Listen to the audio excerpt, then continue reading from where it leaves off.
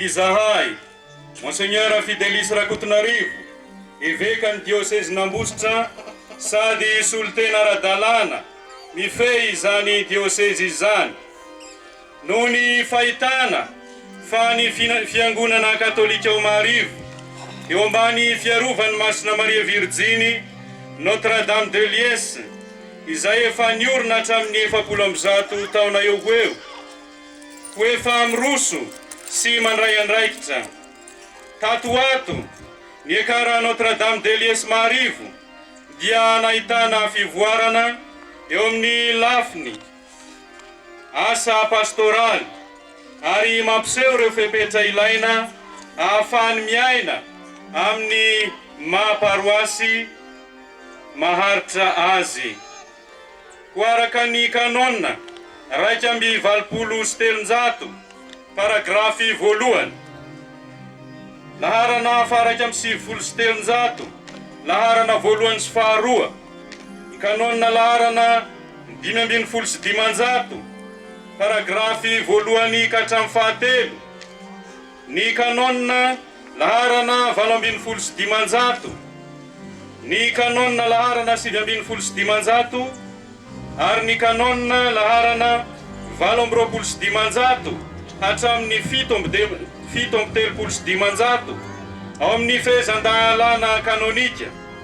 Rehefa noenoina imbetsaka ny filan-kevitry ny pretra, ny fangatahana nataon'ity fiangonana voalaza etsy ambony ity, araka ny kanona 5:700 paragrafy faharoa, ary taorian'ny fandiniana lalina ara-pastoraly. Dia avokanay didy izao manaraka izao.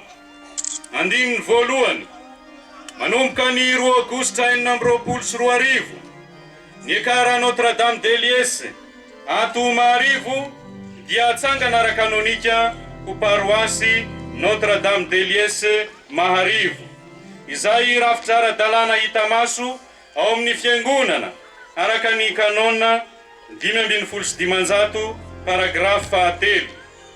Andininy faharoa, ny faritry ny paroasy vaovao dia toy izao: Atsimo sy Atsinanana, ekara Ambatomena-loha, avaratra sy Andrefana, paroasy Ambohimiadana.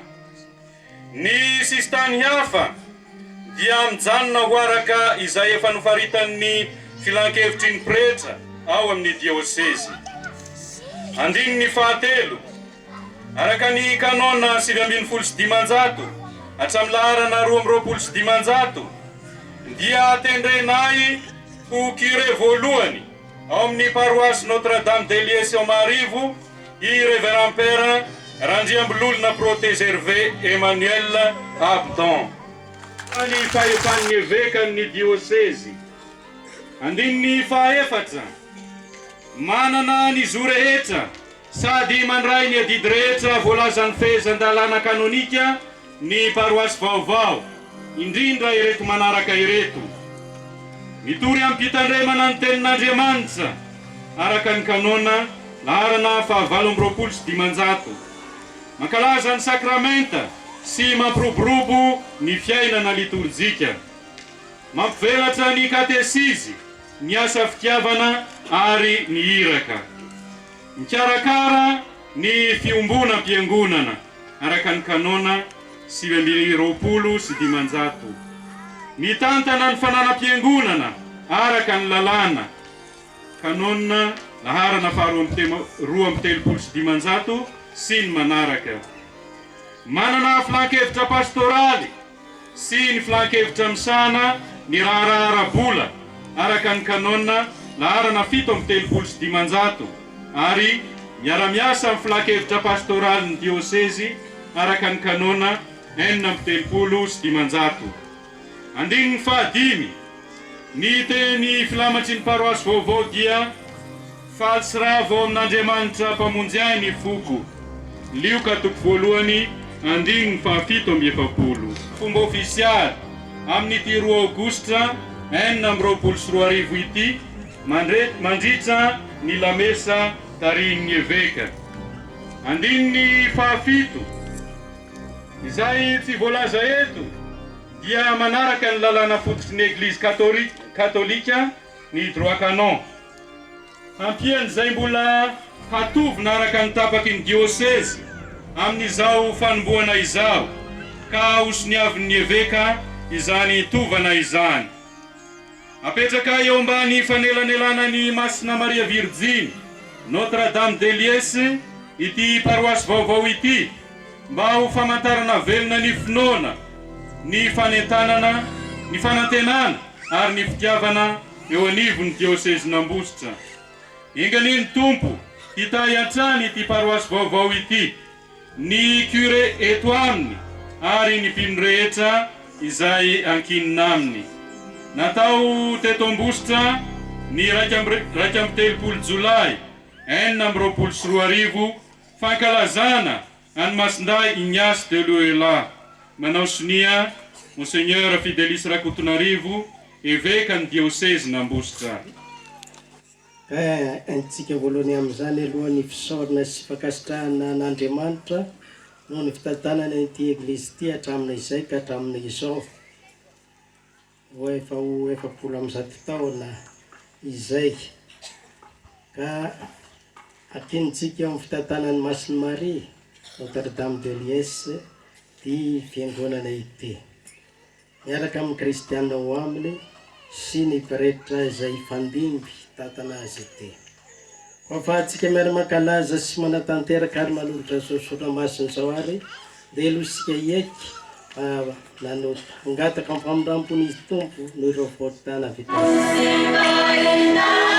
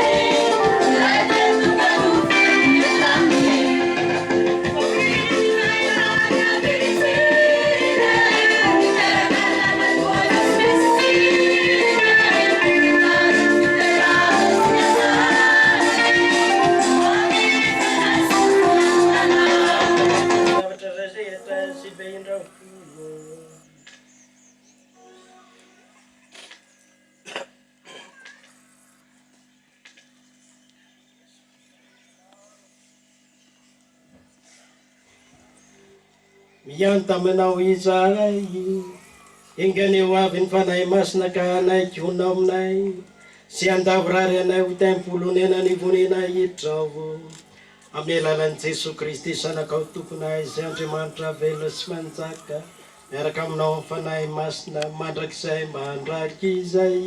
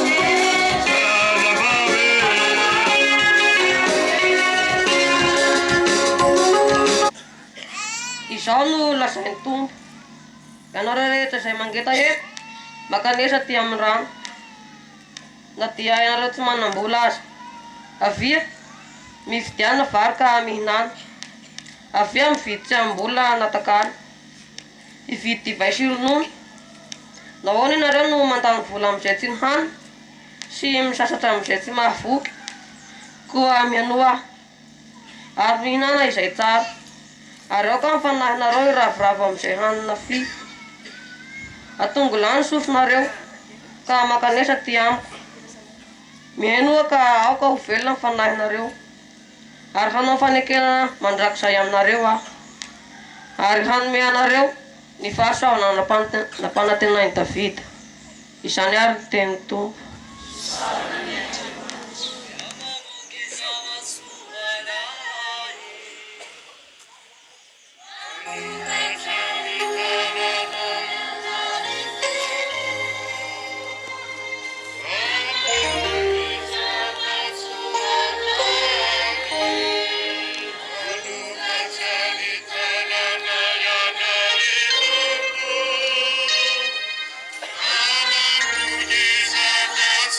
Amen.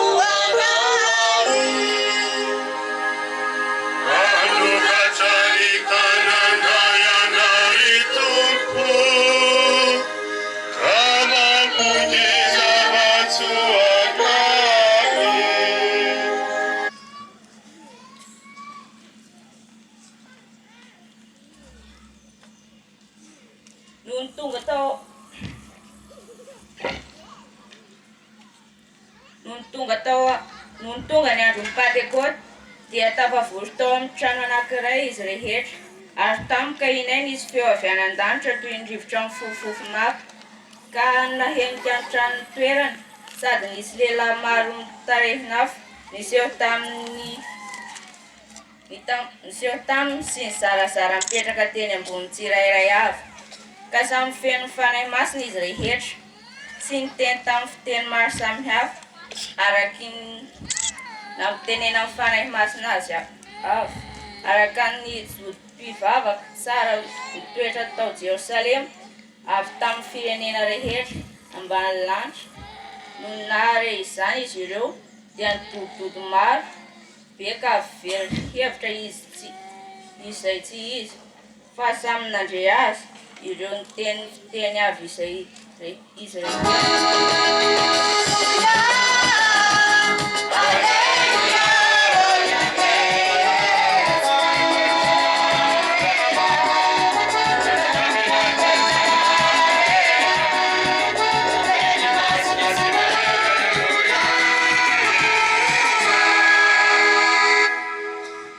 Nofony teny ka nona taty amintsika, ary amin'ny alalany dia tonga zanak'Andriamanitra izay rehetra mandray azy.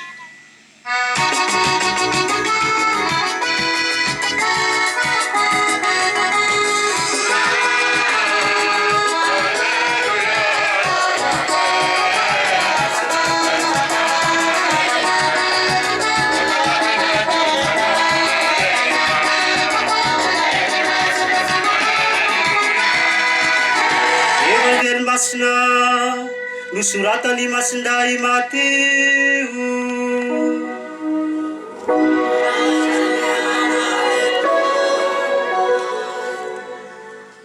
nalaina tao amin'ny toko 412 ny andininy 712 dia faranana amin'ny 120.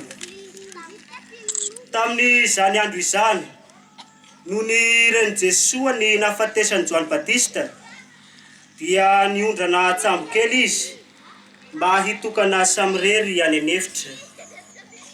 Fa rehefa nahare izany ny vahoaka dia niainga avy amin'ny tanàna samihafa ka nandeha tongotra nanaraka azy. Rehefa niala tao an-tsambo izy dia nangoraka nahita ireto vahoaka betsaka ka nositraniny ny marary teo aminy. Ary no nihariva ny andro dia nanatona azy ny mpianany nanao hoe tany efitra ity, ary efa hariva ny andro koa aravao ny vahoaka andeha hividy hanina any amin'ny vohitra. Fa hoy Jesoa taminy, tsy tokony handeha izy fa omeo hanina. Dia hoy ireo taminy, tsy misy afa-tsy mofo 5 sy hazan-drano 2 aty aminay. Hoy izy taminy, ento aty amiko zany.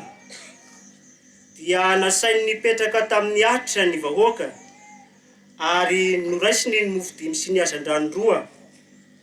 Dia niandrandra ny lanitra izy ka nitsodrano, ary no nefa novakiny ny mofo dia nomeny ny mpianany, ka nozarainy mpianany tamin'ny vahoaka. Dia nihinana izy rehetra ka voky, ary nangonina ny sombitsombiny sisa tsy lany ka nahafeny sobika 12. Nefa 5,000 lahy no isan'ny hinana afa-tsy ny zaza amam-behivavy. Izany ary ka ankalazaontsika ny teny ny Tompo.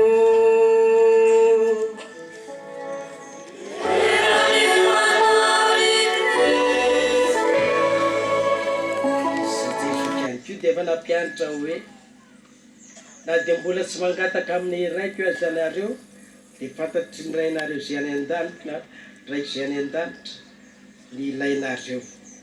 Fa ny any andrasany amintsika dia ny fahaizantsika mitodika any amin'izay. Andehoana izay finoana sy fitokisana ny fitiavan'Andriamanitra sy ny indrafony izay.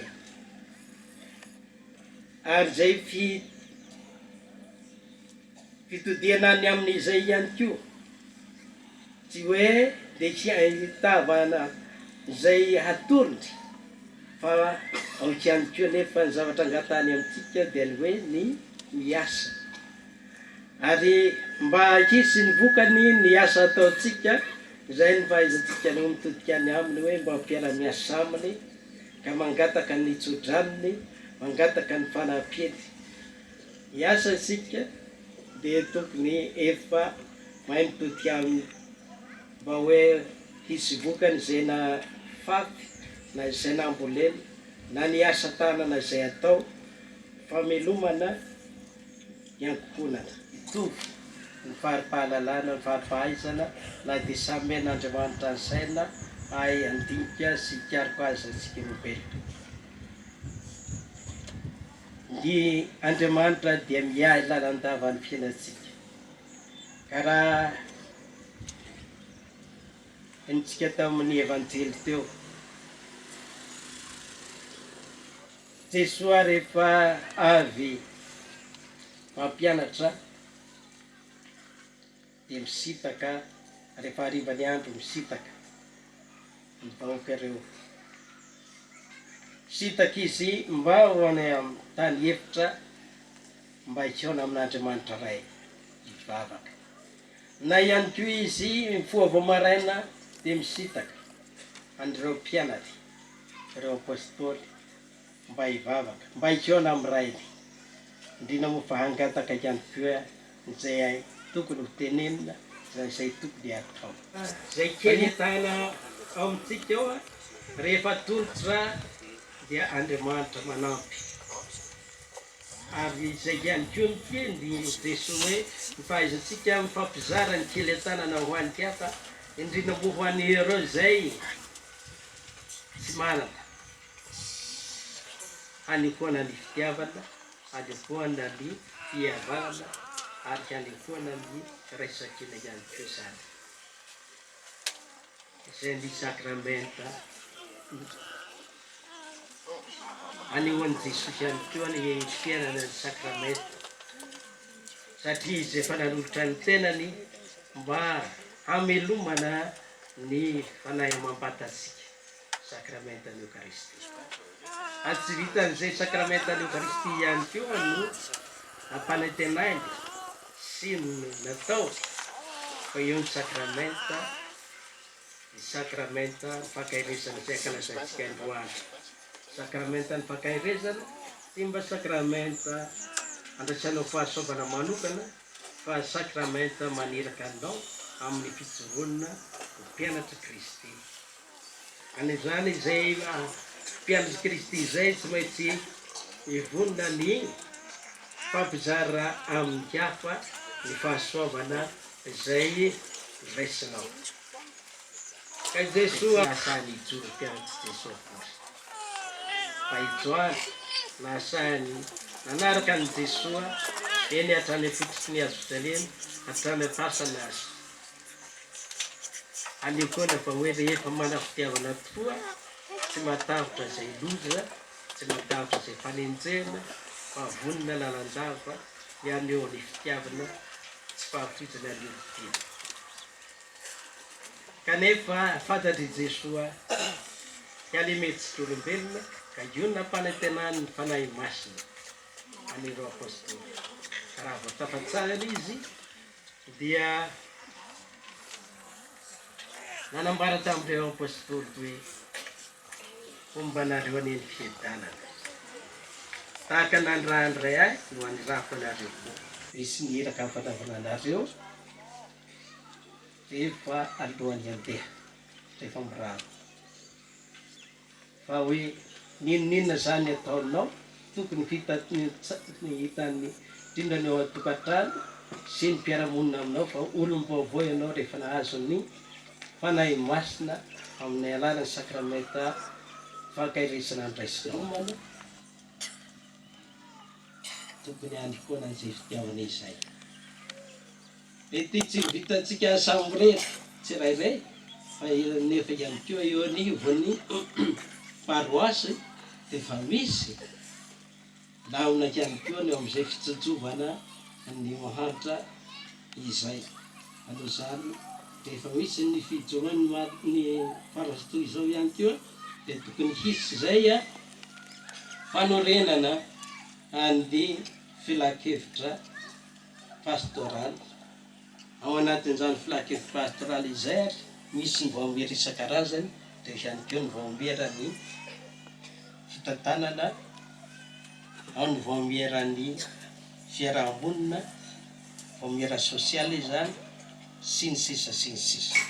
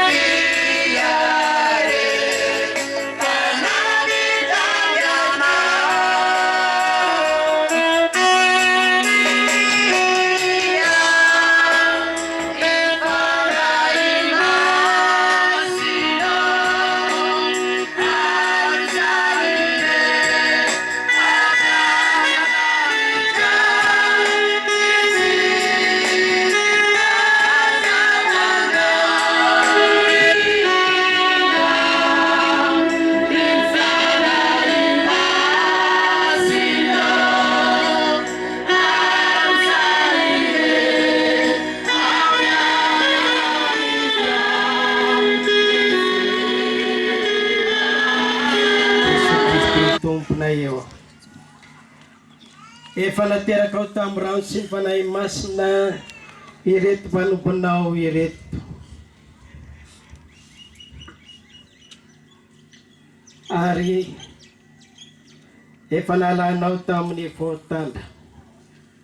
Koandro sainy fanahy masina pankahery. Meo fanahy fahendrena sy fahazava-tsaina. Fanahy fividianana sy faherezana. Fanahy fitiavam-bavaka sy fahalalana ary fahatahorana, fanahy fahatahorana anao izy. Amin'ny alalan'i Kristy tomponay no angatana izany.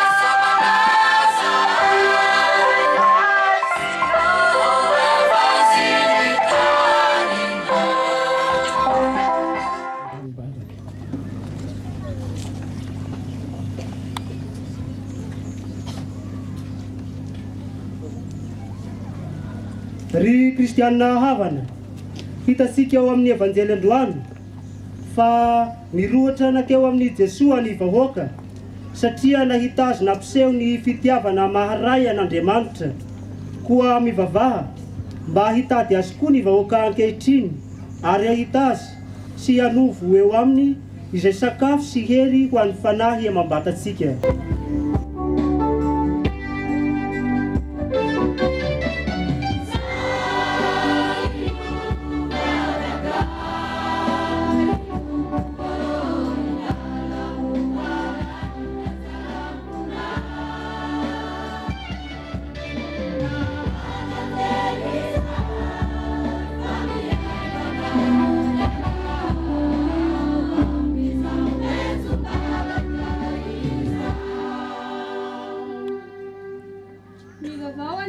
Mivavao any Eglizy mpandiry-toerana ny Kristy mba ho hitan'ny vahoaka fa haray amandreny solon'Andriamanitra izy ka ho atonony ary hazo hery sy vonjy.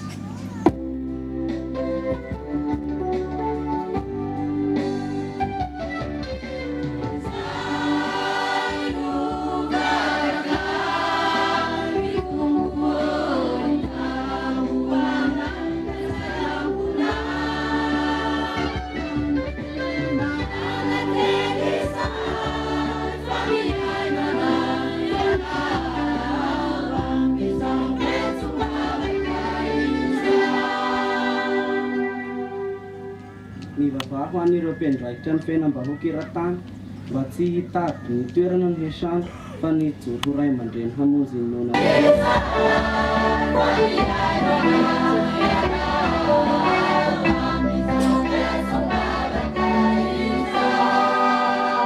Enganieny ray aman-dreny sy ny mpiatiko azy izay mitantana ny finoany hatramin'izao mba handrisika azy amin'ny teny atao sy ny ohatra omeny anaradian'i Kristy.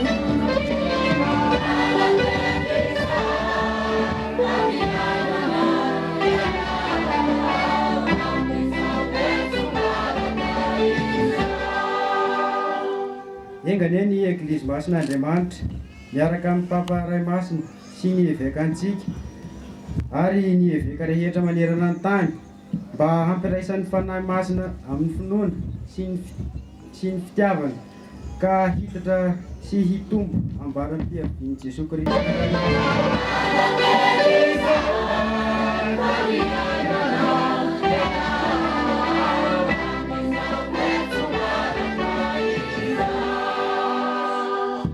Izao dia raha tsika manao vavaky ny taonjabily fahadimapolo amby 100 taona nidiran'ny finoana teto ambosy. Ry Andriamanitra rainay tianao vovony sy alala marina ny olona rehetra ka nandrahanao fotoron'ny evanjely taty aminay noraisin'ireo razabenay tamin'ny kafanakoho ny finoana notorian'izy ireo niaina sy nampitainy tamin'ny taranaka ankehitriny koa misaotra sy mankalaza izahay amin'izao fahadimapolo amby 100 taona nidiran'ny finoana teto aminay izao. Faly izahay miara-miaina ny teny faneva hoe ho voninahitra ho an'ireo mpianareo raha mamoa be.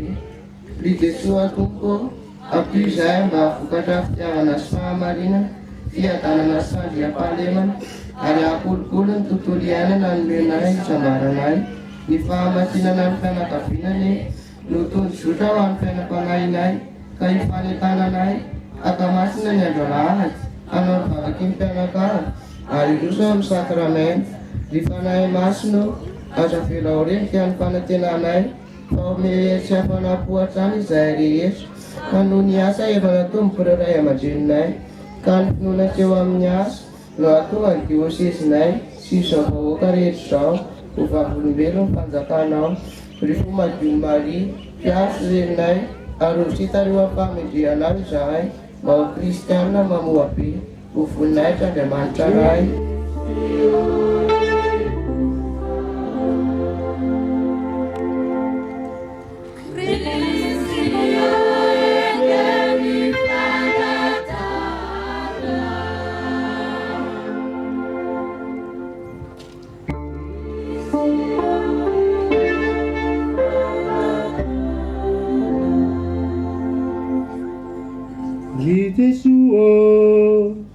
hainao no zarana tamin'ny fomba mahakaka ny mofo tany anefitra, koa ampio koa ireo tsy ampy fivelomana ankehitriny, ary vonjeo ireo no nara-panahy, fa ianao velona sy manjaka mandrakizay mandrakizay.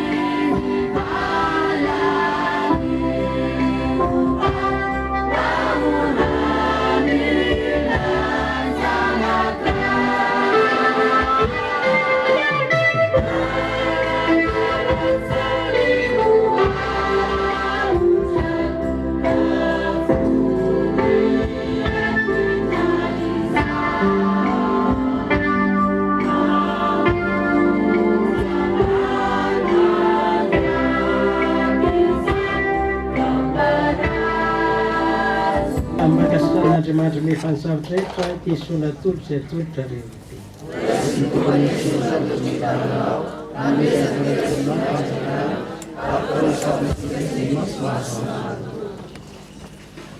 Ritovobendra fuvo itanao atanandro aminao izaka mba masino ireto fanatra ireto ary efa noraisinao ny tolotray ko mba raisy koa izay ho fanatitra tsy lefy mandrakizay amin'ny alalan'i Kristy tomponay.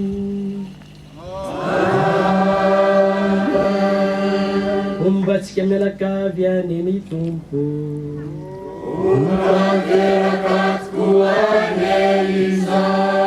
asandra toariny fo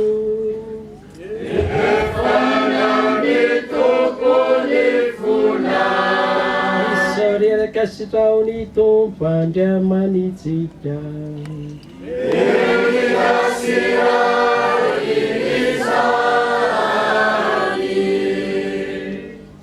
meendrika siranitiko ary mety sady mavonjy ny misatranao lalandavatra izatraiza ry tomporay masina andriamanitra mefanisavitra etra sy mandrakizagaay.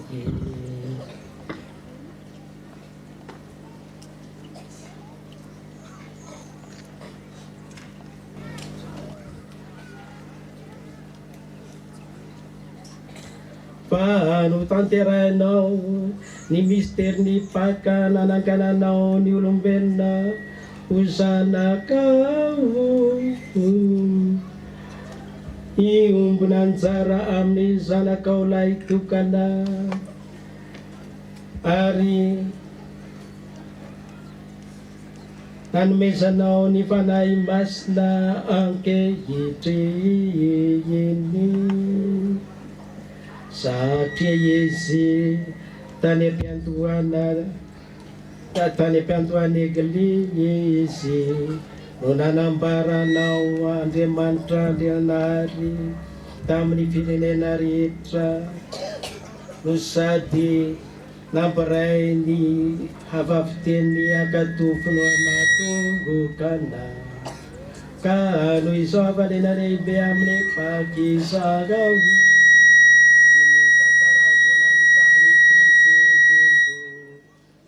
kereny ambony sy ny anjekely mikira sy makalaza ny voninaitrao amin'ilay antsafetezanay lalandava manaka.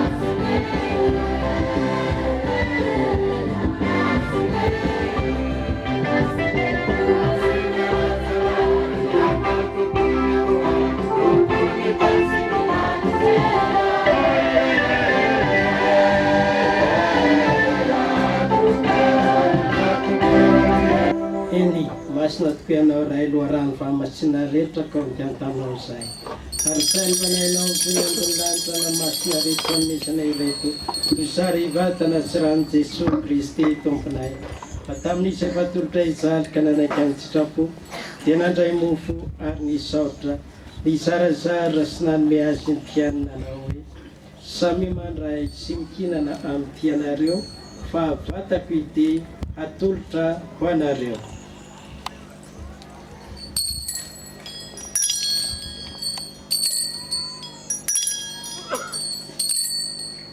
Toy izany koa no ny avy ny sakafo dia nandray ny kalisy izy nisaotra indray ary nanome azy ny mpianinanao hoe samy mandray sy misotro amin'ny tianareo fa kalisy misy ny rako ity raha io rena ny fanekempihavanana vaovao sady mandrakizay alatsaka ho anareo soany be sy ny maro famelana ny voatana ataovy izao fahatserovana.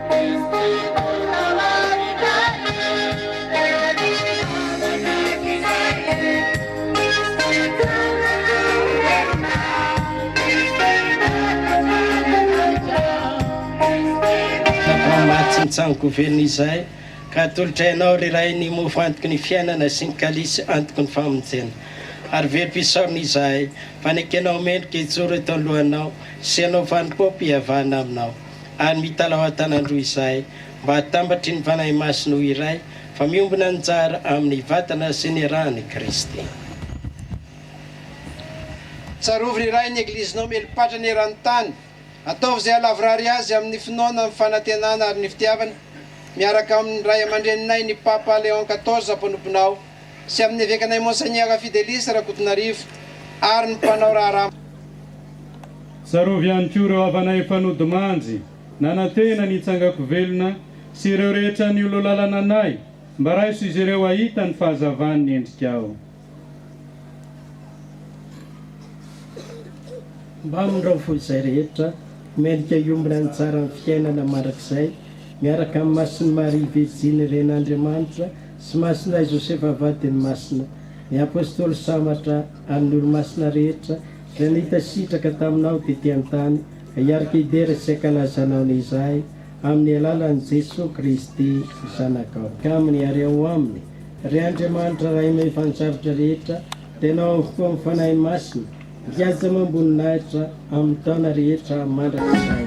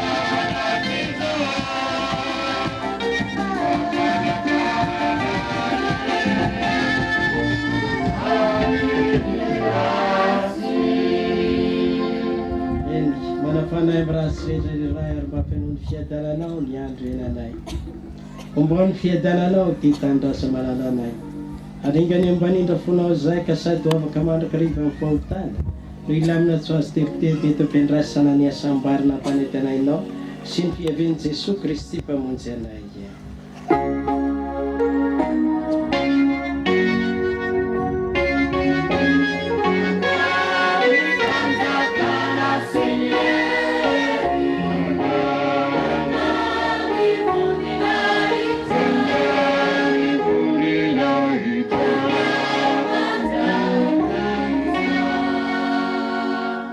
Jesosy Kristy tompo ianao lasa tamin'ny apôstôlina hoe fiadanana no averiko anareo ny fiadana no omeko anareo.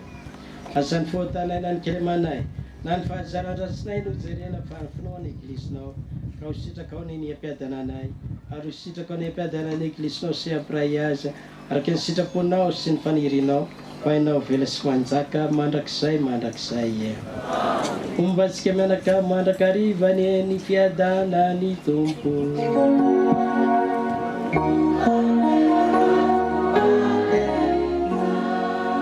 Atambatra izao Eucharistie masina zao ary sika mianakavy no andeha ifandray tanana ifampizara ny fiadanana.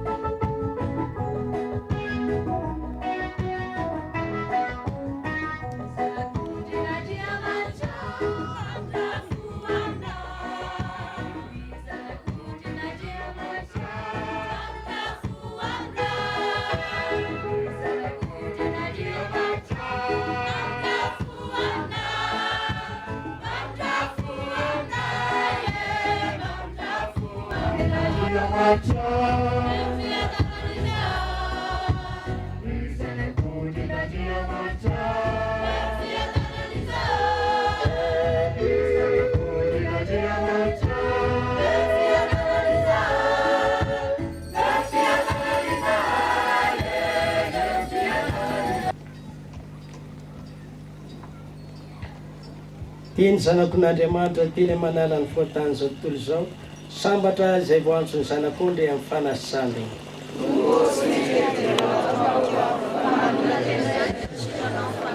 Vatana mandrany Jesu Kristy tombontsika netaitsika ho velona mandrakizay.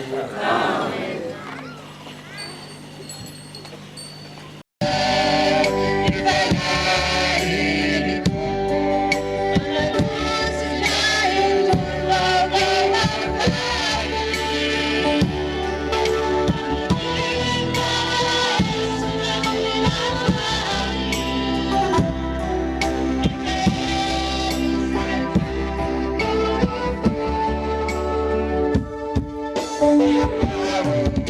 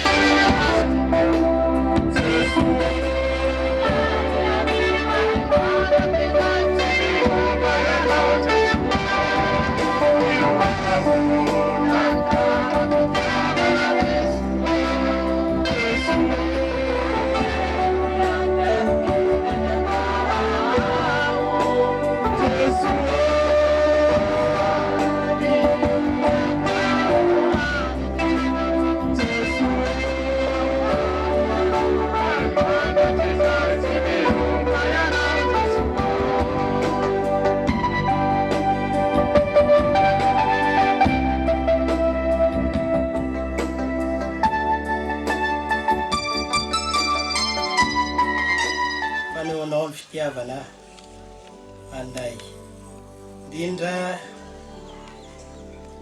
amin'izao itokanana nyty fiangonana ity ho paroasy izao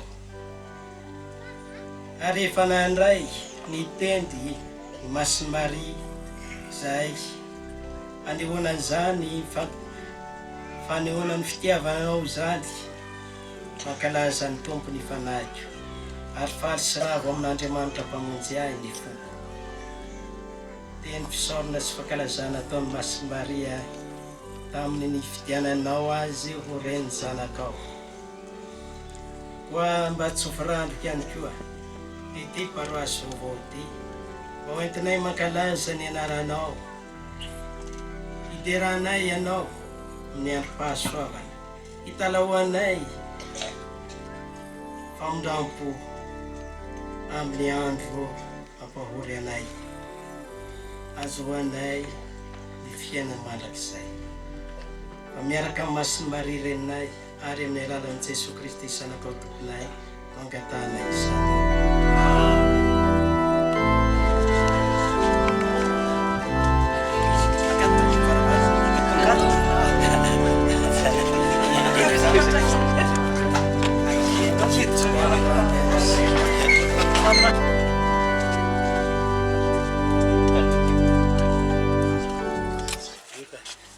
Restan paroasy katesista teo aloha curé vaovao alay soariny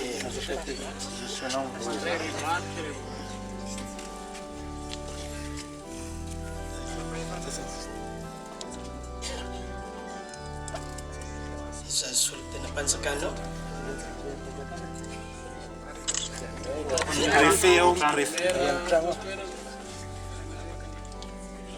nanny lehibe portany amin'ny anarany iray sy ny zanaka sy ny fanahy masina ndo hitokanana an'ity fiangonana ity ho paroasy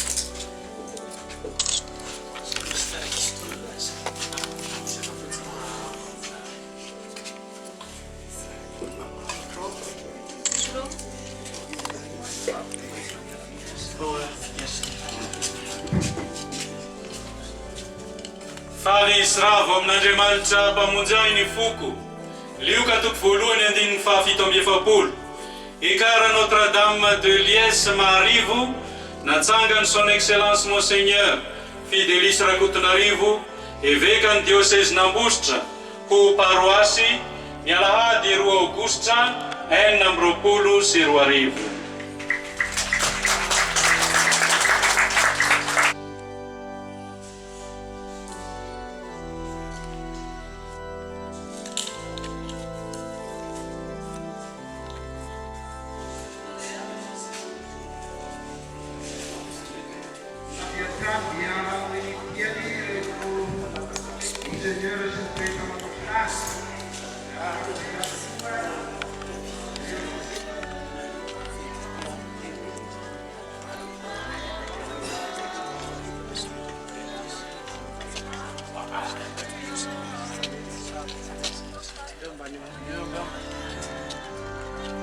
Amin'ny anarany iray sy ny zanaka sy ny fanahy masina. Amen. no hitokanana zay hitsofandrano ity trano narana katesisty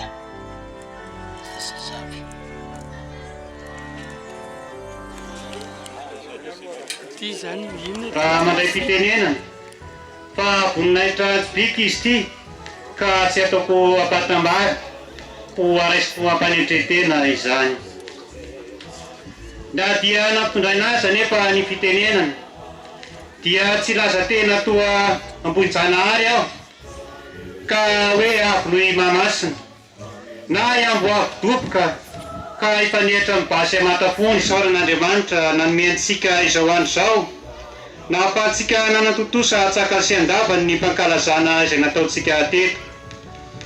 Misaotra an'Andriamanitra lehibe ihany koa isika fa toa ny vavaka, toa ny talao, tanteraka ny faniriana ka mahavelim-pisaorana azy fiderana azy lehibe indrindra.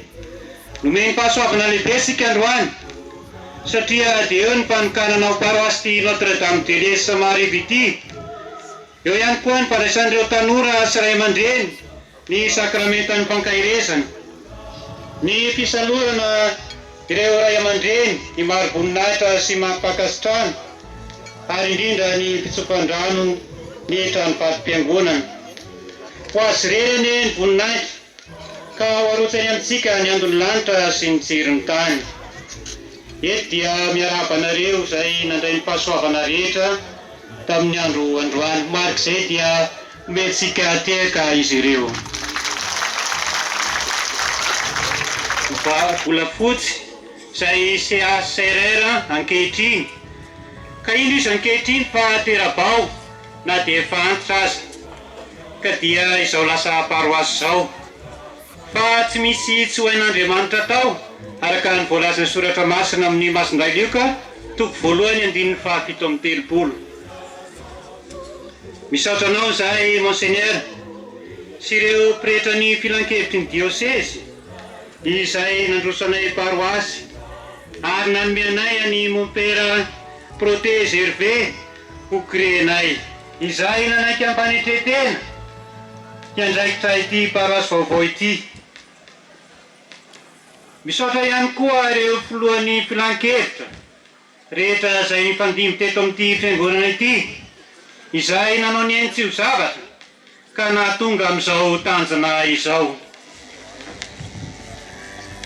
Tsy dia manana zavatra betsaka omena anareo izahay fa indro kosa misy marika kely dia kely avy aminay kristianina eto amin'ny Notre-Dame de l'Est atolotra ho anareo 720 mianadahy.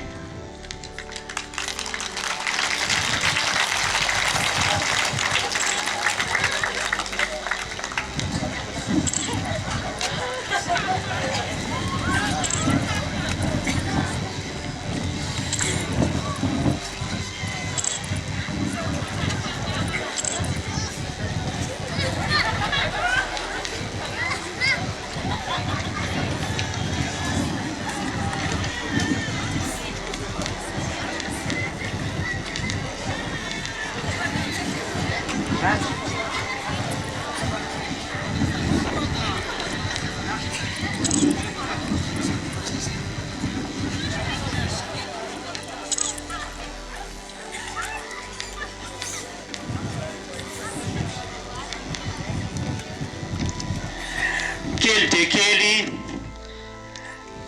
sahaza nay mpanolotra iny fa tsy sahazanareo tolorana kanefa dia ny fonina efeny fitiavana no mameno izany tolotra nomena anareo izany. Tsy sahazanareo tolorana fa sahaza ho nay mpanolotra ny fonina efeny fitiavana no mameno azy.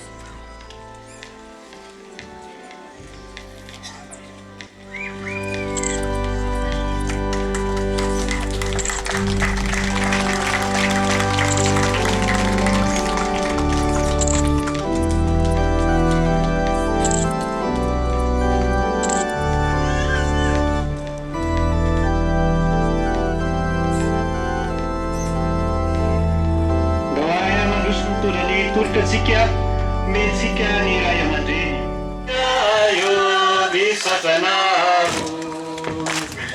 lo disoa sese zay nafatinanana misatranao izay fantiatinao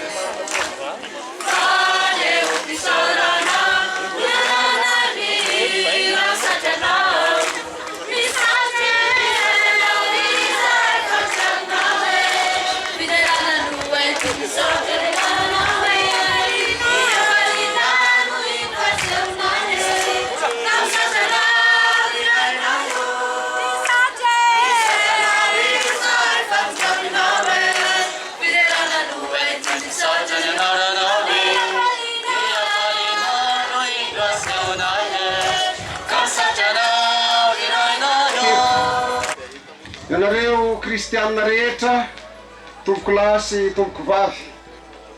Voalohanteny dia isaorantsika Andriamanitra no ity fahasoavana lehibe, fahasoavana efatra sosona be izao no raisitsika tamin'ny androany.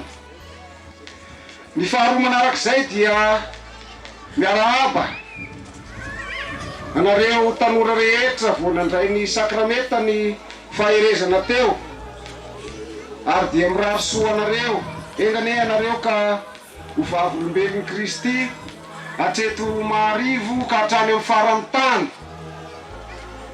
Miarahaba ihany koa ireo ray aman-dreny izay naharitra tao amin'ny tokantrano ka nahatratra hatrany amin'ny fahaenina amin'ny 50 sy 7 taona nanamasinana ny mariazy. Misaotra anareo fa modely ho an'ny tanora tokoa ianareo satria tsy mba nivakianareo tao amin'ny dictionnaire anareo ny teny hoe divorce fa dia lambana koa dia aina ny fetra makasitraka ny église Notre Dame de Liesse eto Maharivo izay lasa paroisse, ary dia miarahaba miaraka amin'izay ny père curé vaovao hiambina ny omby eo ambala ary hiapiditra ny agny velany ihany koa hidy ambala.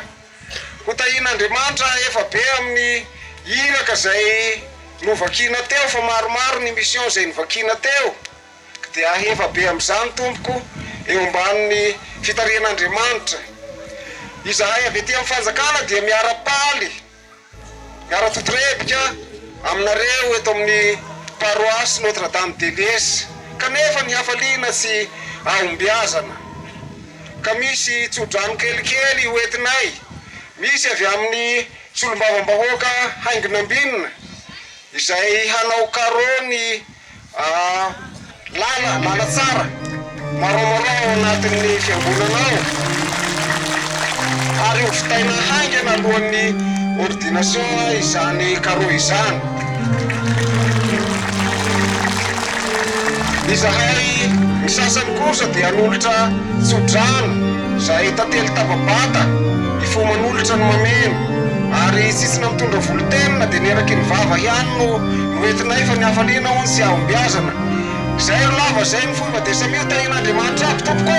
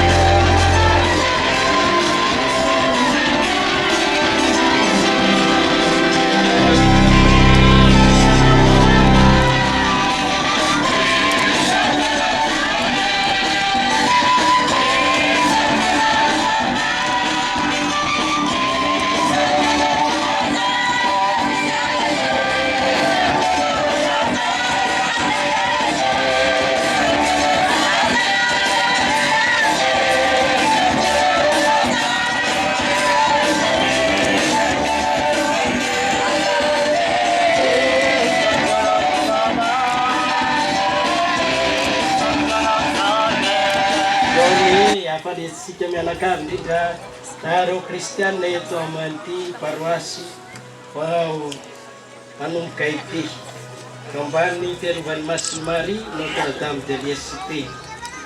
Misaotra sy mankasitraka anareo rehetra izay mikarakara nanao ny trandro vadembona izy teo na centre pastoral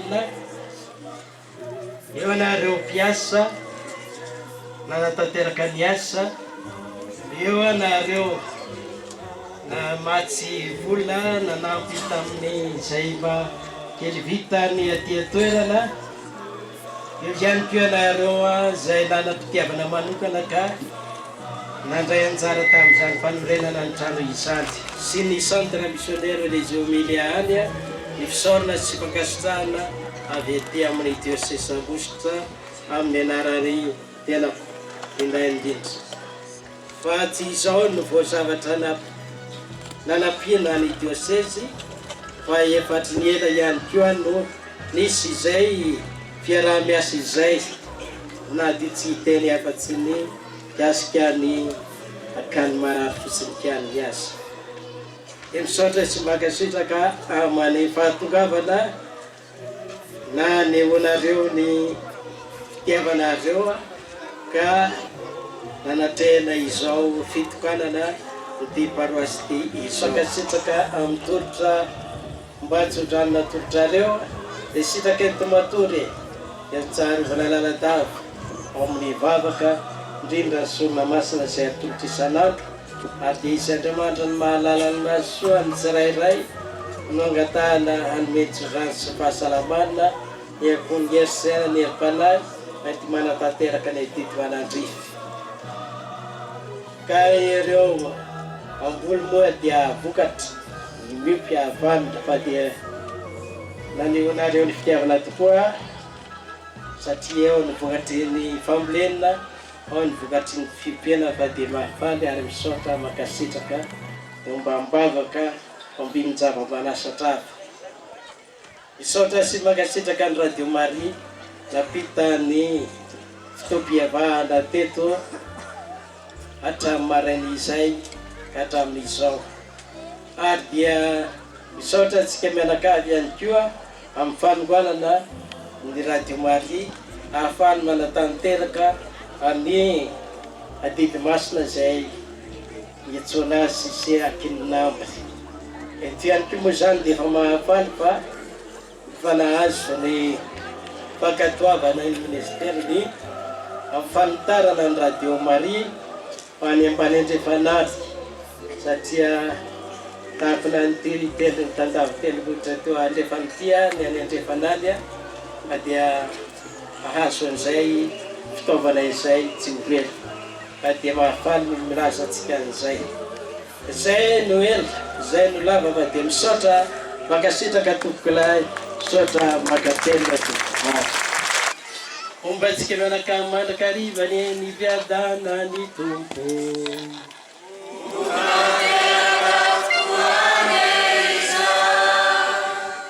Irosaka amintsika sy omba antsika mandrak'arivany ny tsodran'Andriamanitra mahefany zavatra rehetra, dia ray ny zanaka sy ny fanahy masina.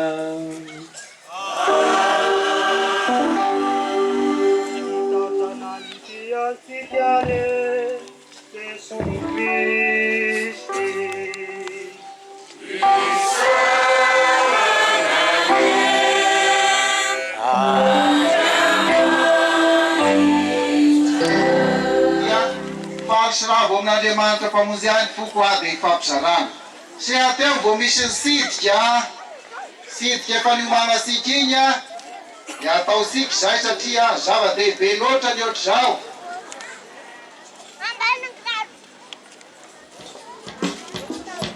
Oh,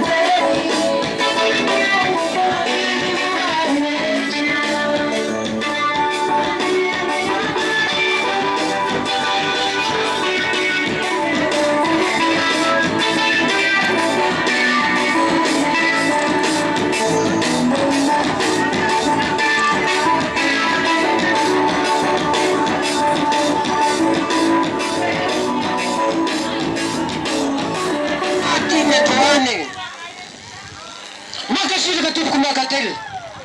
Fa lava tarina lava kabary fa misy tokony magnanazy akavisy akavarana fa sa ireo reto atrambraka fa soza de soza tao afandraka ary tsa melanoatra amin'ny paisy fa voara de vetony masandry lamilamy de dia lasany eo aloha ka misy magnimagnitra saotra an'Andriamanitra isika mianakavy toy mivavaka toy mitalaho hanokatra mitsidika any amarandrato varibery famafy samsiny samfondro satria hoy anany varibery famafy hoe le velona tsara laza fa lefa maty zara tantara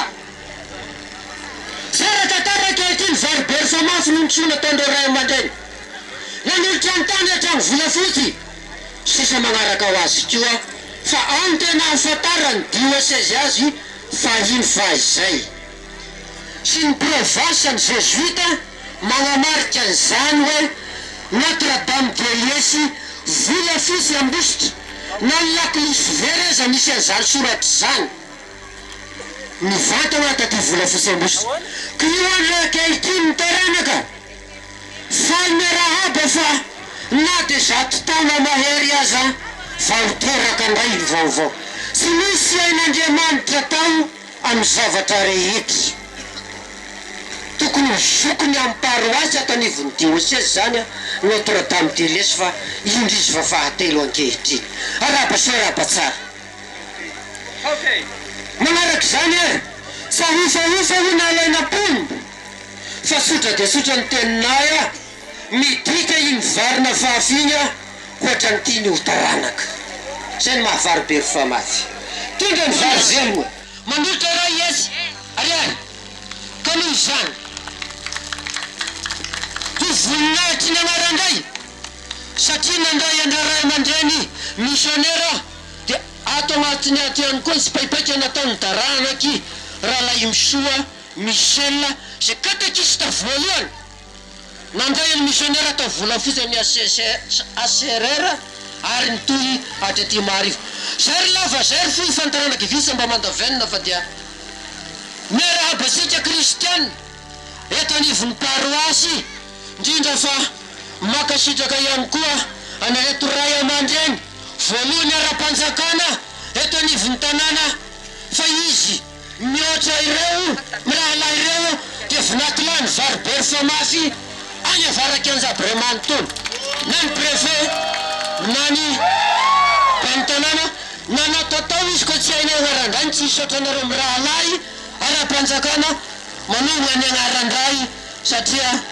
agnarandray safifi amitsika mpiarakara hitotona fotsy na masaka ary an'izao sakafo zay natota teto zao makasitraka anareo tompo fa dia voky anay ary afaka hetaheta ihany koa fa misotro misy fomba fiteny Andriamantora préfet zay amin'ny manaraka hono dia aza misahirana fa atao foatran'izao maty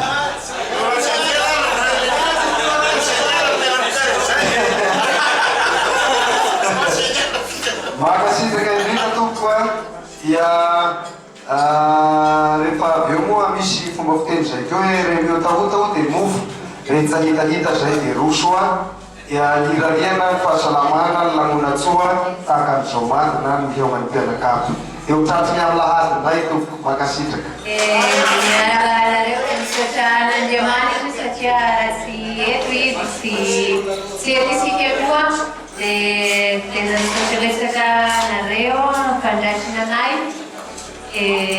dia tena izaho misy olo tena fotsiny dia tena mana chance tena sambatra izahay dia misaotra resaka mangasitraka dia mirarisoanareo ny asa anareo evento no Correia anareo rehetra ny kristianina rehetra dia misaotra resaka dia rambitso izahay mandeha manakara dia mbola mijery ny mission miaraka amin'ny tanora io tanora misafidy tonga aty dia mamangy ansika ny mission any diocèse anay any Italie miara-miasa ny diocèse anareo sy ny diocèse samihafa miara-miasa ny trano fitiavana sy association maromaro dia misaotra betsaka dia mirarisoana rehetra ntsika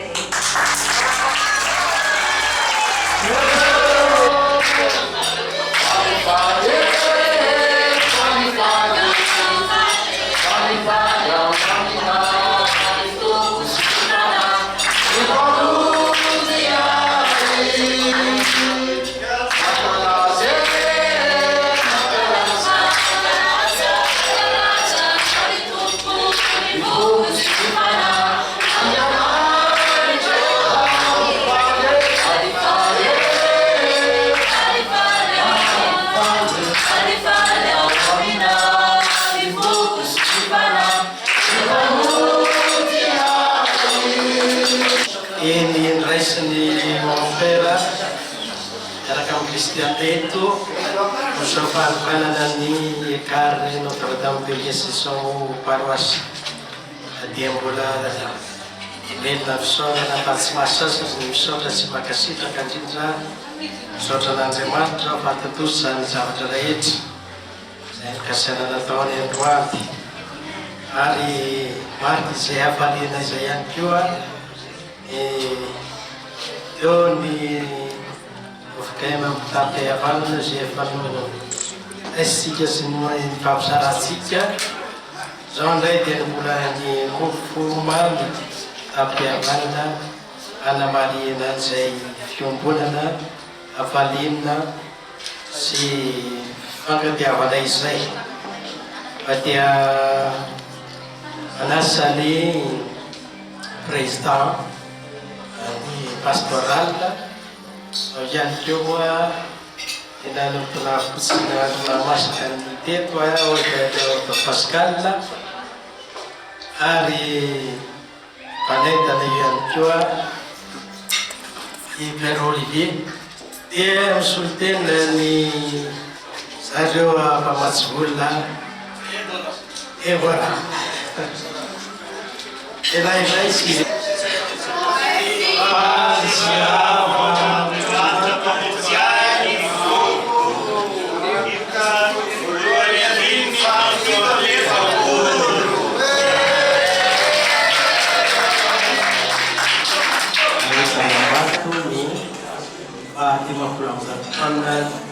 Tirafnona tentang diocese.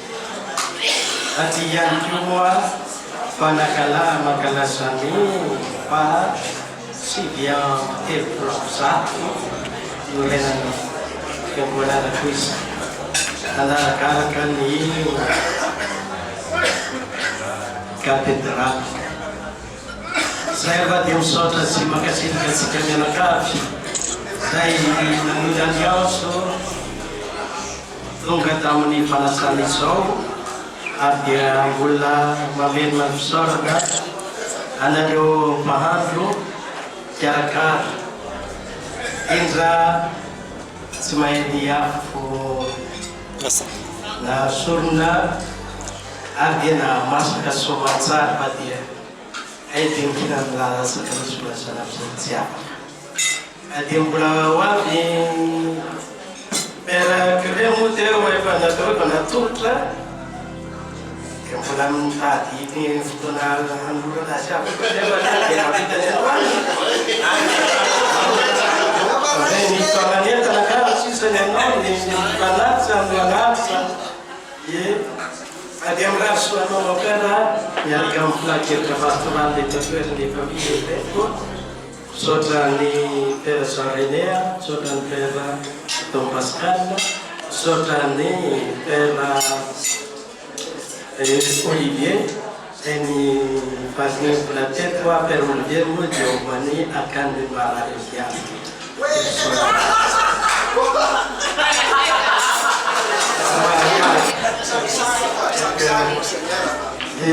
Saya bukan dia, saudara sikit dia nak kasih. Okay.